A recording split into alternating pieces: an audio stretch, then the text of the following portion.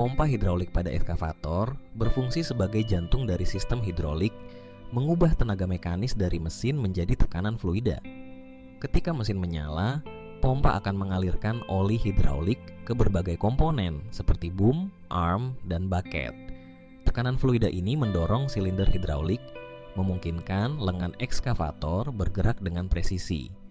Sistem ini dirancang agar operator dapat mengendalikan pergerakan alat berat secara efisien, kuat, dan responsif sesuai kebutuhan pekerjaan di lapangan.